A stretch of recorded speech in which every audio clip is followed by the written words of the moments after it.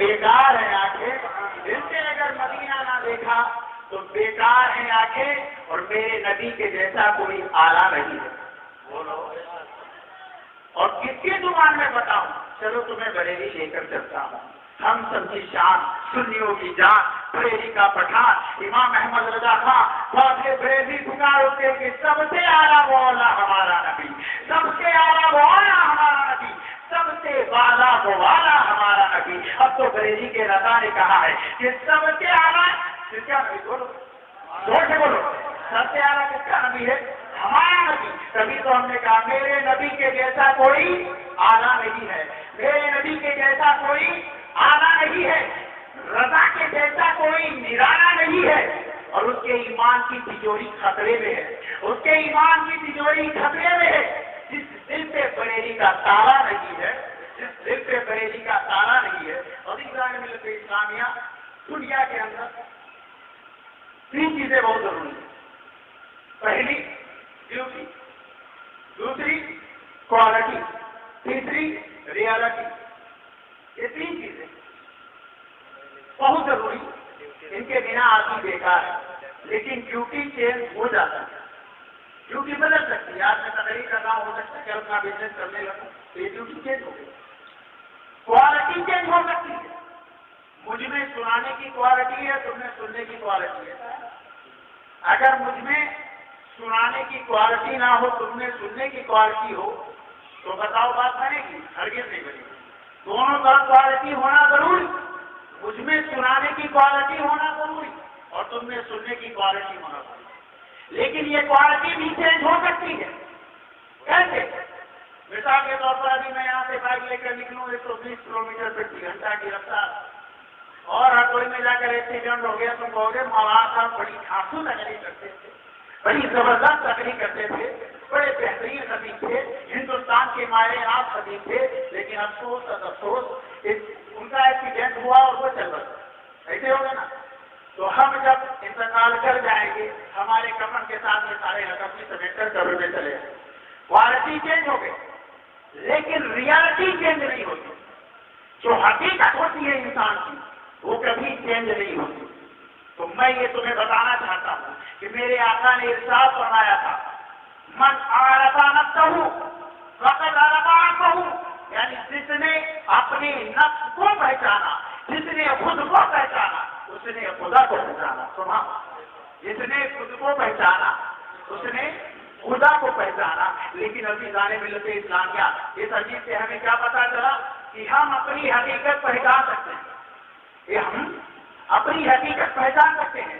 اگر پہچان نہ سکتے تو مدینے کا تاجدار یہ حکم ہی نہیں دیتا کہ جس نے اپنے نفس کو پہچانا اس نے اپنے رب کو پہچانا. یہ حکم ہرگز نہیں دیتے. اس کا مطلب یہ کہ ہم اپنی حقیقت پہچان سکتے ہیں. ہماری حقیقت اتنی بھاری نہیں ہے کہ جسے ہم پہچان نہ سکیں. لیکن سنو میرے پیارے، سنو میرے عزیزوں، سنو میرے دوستوں، سنو علماء کرام، سنو مفتیان کرام، سنو میری ماں اور بہنوں، سنو. وہی رسول جو مدینے میں کہہ رہے تھے، من عرف ربہ فقد عرف ربہ، من عرف نفسہ فقد عرف ربہ. یعنی جس نے اپنی نفس کو پہچانا اس نے خدا کو پہچانا. وہی رسول صحابہ کے فرما رہے ہیں. کسی ایسے صحابہ سے نہیں، ابو بکر کے علاوہ کوئی اور صحابی ایسے نہیں ہے، بلکہ امام الصحابہ ہے ابو بکر. کون ہے ابو بکر؟ امام الصحابہ، صحابیوں کے امام. یہ ان سے کیوں کہا؟ حضرت ابو بکر سے میرے نبی نے ارشاد فرمایا، اے ابو بکر سنو، میری حقیقت میرے رب کے سوا کسی نے نہیں پہچانا. اللہ، میری حقیقت کو میرے رب کے سوا کسی نے نہیں پہچانا. یہ سرکار، اے مدینے کے تاجدار، اے مالک و مختار، میں یہ پوچھنا چاہتا ہوں کہ آپ نے یہ بات صرف ابو بکر سے کیوں کہی، عمر سے کیوں نہ کہی، علی سے کیوں نہ کہی، عثمان سے کیوں نہ کہی، ابو عبیدہ سے کیوں نہ کہی، خالد بن ولید سے کیوں نہ کہی؟ تو سرکار کا جواب آئے گا، میں اس لیے صحابی سے کہہ رہا ہوں، سب سے بڑے صحابی سے کہہ رہا ہوں، جس سے بڑا کوئی صحابی ہی نہیں ہے. تو اب یہاں پر ایک نقطہ میں تمہیں بتا دینا چاہتا ہوں. اگر میں کسی چوتھے نمبر والے سے کہوں میں تمہاری طرح نہیں ہوں، تو چوتھا نمبر والا سمجھے گا کہ میری طرح نہیں، تو ہو سکتا ہے تھرڈ کلاس آدمی. اور جب تھرڈ کلاس والے سے میں کہوں میں تمہاری طرح نہیں، تو کیا سمجھے گا کہ ہو سکتا ہے سیکنڈ کلاس. اور جب سیکنڈ کلاس والے سے کہہ دوں کہ میں تیری طرح نہیں تو سمجھے گا یہ فرض کلاس والا ہے، اور جب میں فرض کلاس والے سے بھی کہہ دوں تو کیا سمجھ میں آئے گا کہ میں اس سے بھی آنا ہوں؟ اللہ سمجھ میں آیا کہ میرے نبی نے ابو بکر سے یہ کیوں کہا؟ اس لیے کہا کہ جب بڑے بڑے صحابی نبی کو نہ جان سکے تو یہ چھوٹے چھوٹے ملا کیا جانے؟ جب بڑا صحابی، جب بڑا صحابی نبی کی حقیقت کو نہ پہچان سکا تو ان چھوٹے کا چھوٹا مولوی کیسے پہچانے گا؟ پاکستان ملت اسلامیہ، میں آج کی تاریخ میں یہ واضح کر دینا چاہتا ہوں کہ وہ لوگ جو ہم لوگوں پر شرک کا فتوا لگاتے ہیں، سب سے بڑے مشرک وہی ہیں، سب سے بڑے کافر وہی ہیں، سب سے بڑے مکار وہی ہیں۔ ایک آدمی آیا میرے پاس بولا مولانا نبی بھی زندہ اور اللہ بھی زندہ، یہ تو شرک ہو گئے۔ شرک کا مطلب سمجھتے ہو؟ ہندی میں بتا دیتا ہوں۔ شرک کا مطلب یہ ہے کہ خدا کی ذات میں کسی اور کو شریک کر دینا، لیکن یہاں تک صفات جو ہے مختلف ہے، حقیقی اور ہے، مذہبی اور ہے۔ قرآن میں کئی ایسی چیزیں ہیں جو اللہ نے اپنے لیے کہی ہے، بھائی رسول اللہ کے لیے کہی ہے۔ سبحان اللہ، اللہ نے قرآن میں اپنے کو رؤوف الرحیم کہا، نبی کو بھی رؤوف الرحیم کہا، اپنے کو علیم کہا، نبی کو بھی علیم کہا، اپنے کو حفیظ کہا، نبی کو بھی حفیظ کہا۔ عزیزان ملت اسلامیہ، تو وہ شخص کہنے لگا کہ نبی زندہ خدا زندہ، یہ تو شرک ہو گیا، ہونا یہ چاہیے نبی مردہ معذل خدا زندہ۔ تو ہم نے کہا کہ خدا کی ایک صفت یہ بھی ہے کہ خدا سنتا بھی ہے اور دیکھتا بھی ہے۔ تو میں ایسا کرتا ہوں تلوار لے کر تیری ناک کاٹ دیتا ہوں، تیرے کان کاٹ دیتا ہوں، کیونکہ تو بھی تو خدا کی ذات میں شریک ہو رہا ہے، تو بھی تو شرک کر رہا ہے۔ عزیزان ملت اسلامیہ، آج کی تاریخ میں آپ کو یہ بتانا چاہتا ہوں کہ میرے آقا جناب محمد رسول اللہ نے مدینے کے میدان سے، مدینے سے ہر غلاموں کو یہ پیغام دیا ہے، یہ اسلام دیا ہے کہ اے لوگوں، جب بھی وقت آئے تو مصیبت کے وقت ایک ہو جاؤ، ایک ہو کر رہو، اتحاد کر کے رہو۔ اگر ایک ہو کر رہو گے تو دنیا کی کوئی طاقت تمہیں مٹا نہیں سکتی۔ ارے نبی کی تو بہت بڑی بات ہے، نبی کی بہت بڑی بات ہے۔ وکٹوریا نے کہا تھا، کس نے؟ انگلینڈ کی مہارانی۔ کون ہے یہ انگریزوں کی بہت بڑی ماں ہے، انگریزوں کی بہت بڑی ماں ہے، بہت پاورفل ماں ہے، انگریزوں کی مہارانی وکٹوریا نے کہا تھا کہ آج ہم نے مسلمانوں کو ایک دوسرے سے علیحدہ کر دیا ہے اور مسلمان اسلام سے پچھڑتے جا رہے ہیں۔ وجہ یہ ہے کہ انہوں نے اسلام کے دامن کو چھوڑ دیا ہے، قرآن کے دامن کو چھوڑ دیا ہے، نبی کے احکام کو چھوڑ دیا ہے۔ خدا نہ خواستہ کبھی ایسا ہوا کہ مسلمان پھر سے نبی کے بتائے ہوئے راستے پر چلنے لگے تو وہ دن دور نہیں ہے کہ ہم کیا ہے ساری دنیا کو مسلمانوں کے قدموں کے نیچے آنا پڑے۔ وہ دن دور نہیں ہے کہ جب مسلمانوں کے قدموں کے نیچے آنا پڑے گا، لیکن اس رسول سے ہم مانگتے ہیں تو یہ ہم پہ فتوا لگاتے ہیں، کہتے ہیں اللہ کے علاوہ کوئی مددگار نہیں، اللہ مددگار، باقی سب طرفگار۔ میں نے جب قرآن کا مطالعہ کیا، ہم نے پوچھا اے قرآن تو بتا کہ کیا اللہ ہی مددگار ہے، اس کے علاوہ کوئی مددگار نہیں ہے؟ تو قرآن نے کہا اولئک الذین لعنهم اللہ ومن یلعن اللہ فلن تجد له نصیرا، یعنی اللہ جس سے لعنت کر دیتا ہے اور جس سے خدا لعنت کرے اس کا کوئی مددگار نہیں۔ اب جو تم سے یہ کہے کہ غوث سے مت مانگو، خواجہ سے مت مانگو، وہ کوئی مدد نہیں کر سکتے، تو جھگڑا مت کرنا، لفڑا مت کرنا، لڑائی مت کرنا، جنگ مت کرنا۔ سمجھ جانا یہ لعنت کے مارے ہوئے، پہلے کسی اور لباس میں تھے، اب کسی اور لباس میں آ گئے۔ لیکن ہم نے قرآن سے پھر پوچھا ارے قرآن بتا کیا واقعی اللہ کے علاوہ کوئی بھی مددگار نہیں ہے؟ تو قرآن بولتا ہے فَإِنَّ اللَّهَ هُوَ مَوْلَاهُ وَجِبْرِيلُ وَصَالِحُ الْمُؤْمِنِينَ، یعنی بے شک مومنوں کے مددگار ہیں اللہ سبحان اللہ، جبریل اور تمام مومنین سبحان اللہ۔ تو جو مومنوں کے مددگار ہیں وہ کون ہیں؟ اللہ، تمام مومنین، اولیاء کاملین، تمام انبیاء کاملین، ہم سب کے کون ہیں؟ مددگار ہیں۔ اور جس کا مددگار نہیں ہے سمجھ لینا یہ لعنت کا مارا ہوا۔